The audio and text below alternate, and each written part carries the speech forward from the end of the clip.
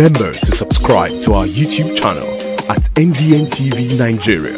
Click on the subscribe button and be the first to get notifications. The recent End Bad Governance protest in Nigeria was aimed at bringing the federal government to account for its policies, which some Nigerians consider unfriendly, as well as holding it to account for its utilization of the country's resources, which they claim have not had any positive impact on the lives of ordinary Nigerians.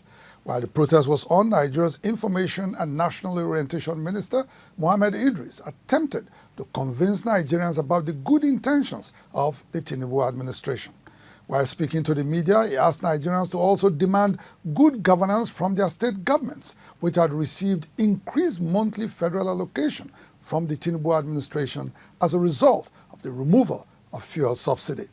This led many DELTANS to beam their searchlight on the state government, which currently receives the highest allocation in the country. Delta State, under the leadership of Right Honorable Sheriff Oborevwori, has within the last 1 year received about 500 billion naira in statutory allocation. For most Deltans, there's little or no evidence on ground to justify the receipt of such huge federal allocation.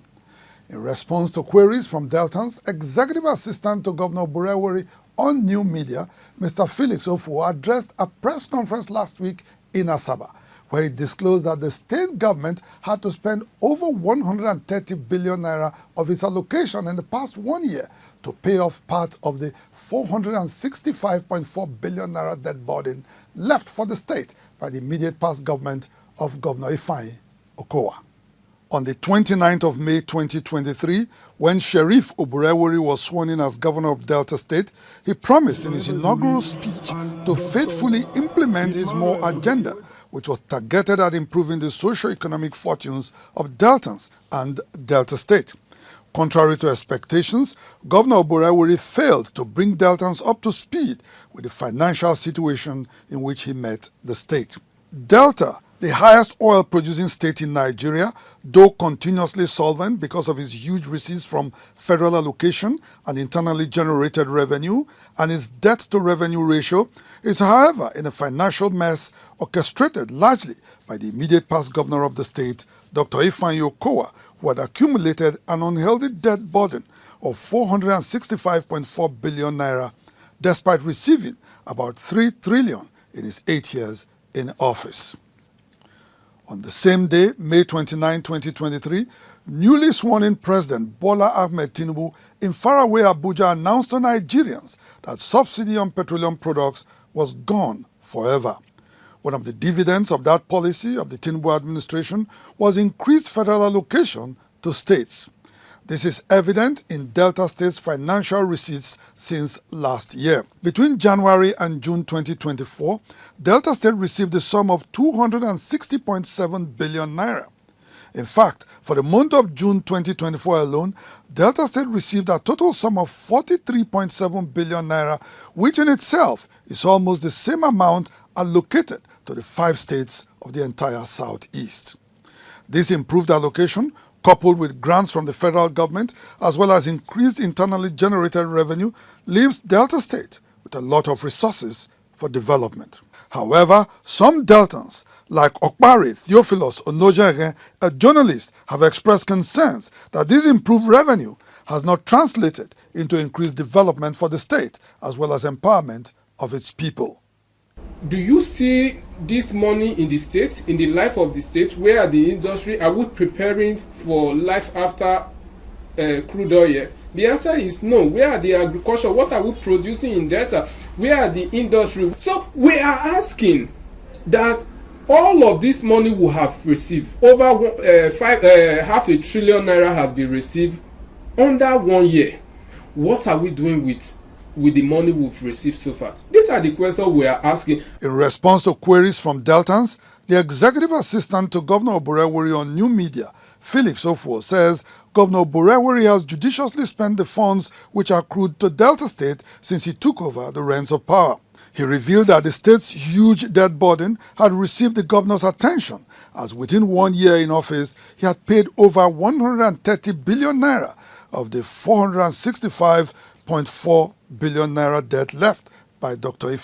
Okowa. This administration inherited a debt of 465 billion naira. And within 1 year, in fact, at March this year, this government has paid 130 billion out of that money.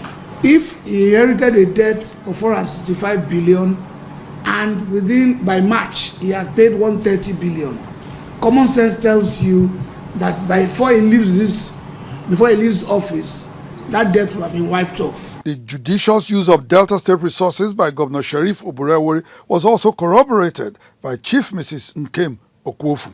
He found that there were allowances and arrears here and there with the civil servants. He paid off all of them.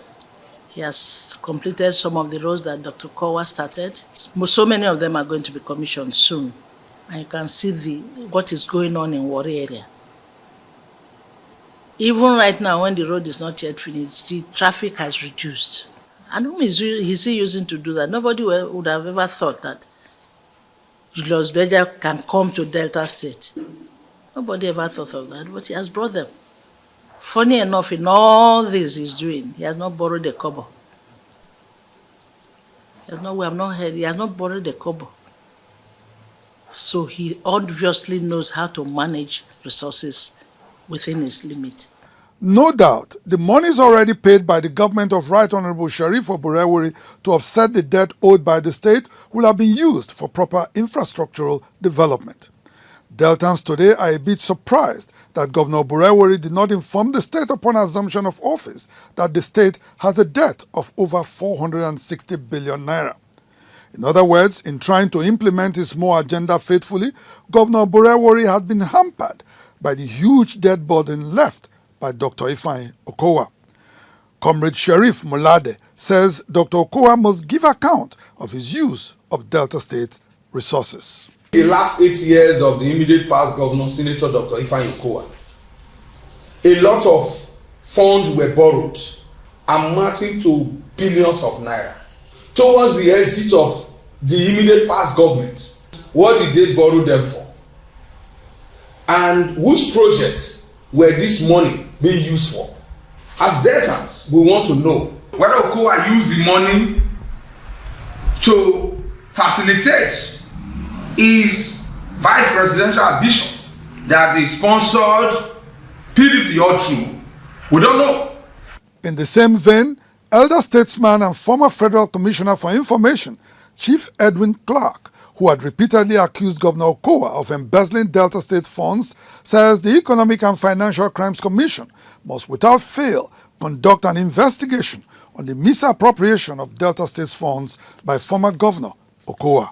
Everything I submitted about him, I got it from the government, the federal government. So there's no hiding place. His case is a naked one. He stole our money, embezzled our money, and he must pay for it.